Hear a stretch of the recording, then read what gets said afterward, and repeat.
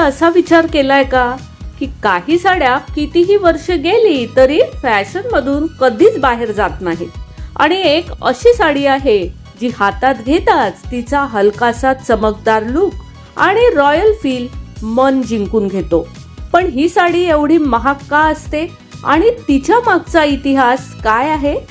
आज मी तुम्हाला चंदेरी साडीबद्दल अशा काही गोष्टी सांगणार आहे ज्या ऐकताच तुम्ही पुढची साडी घेताना नक्की चंदेरी साडीचाच विचार कराल। नमस्कार, मनभर पैठणीमध्ये तुमचं खूप खूप स्वागत आहे।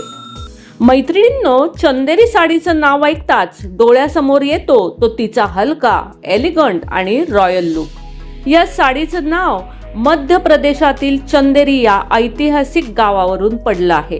शेकडो वर्षापासून इथले कारागीर हातमागावर या सुंदर साड्या विणत आहेत। चंदेरी साडीचं सर्वात मोठं वैशिष्ट्य म्हणजे तिचं हलकं वजन। दिसायला इतकी श्रीमंत आणि सुंदर, पण नेसायला इतकी आरामदायक की दिवसभर नेसली तरी जड वाटत नाही। या साड्या प्रामुख्याने सिल्क, कॉटन किंवा सिल्क कॉटन मिश्र धाग्यांपासून तयार केल्या जातात, त्यामुळे त्यामध्ये एक नैसर्गिक चमक दिसते। यावर केलेलं जरीचं काम, छोटे छोटे बुट्टे, मोर, फुलं आणि पारंपरिक डिझाईन्स तिचं सौंदर्य आणखी वाढवतात। चंदेरी साडीची खास गोष्ट म्हणजे ती तुम्ही कोणत्याही प्रसंगी नेसू शकता।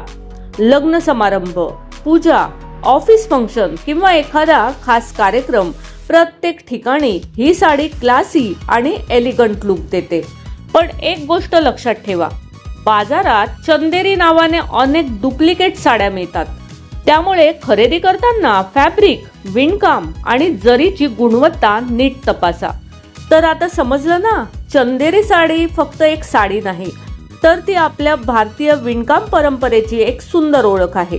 जर तुमच्या वॉर्डरोबमध्ये अजूनही चंदेरी साडी नसेल तर पुढची साडी नक्की चंदेरी असू द्या। अशा साड्यांबद्दल माहितीपूर्ण आणि मनापासून केलेले व्हिडिओज बघण्यासाठी आपल्या मनभर पैठणी या यूट्यूब चॅनेलला लाईक, शेअर आणि सबस्क्राईब करायला अजिबात विसरू नका। धन्यवाद।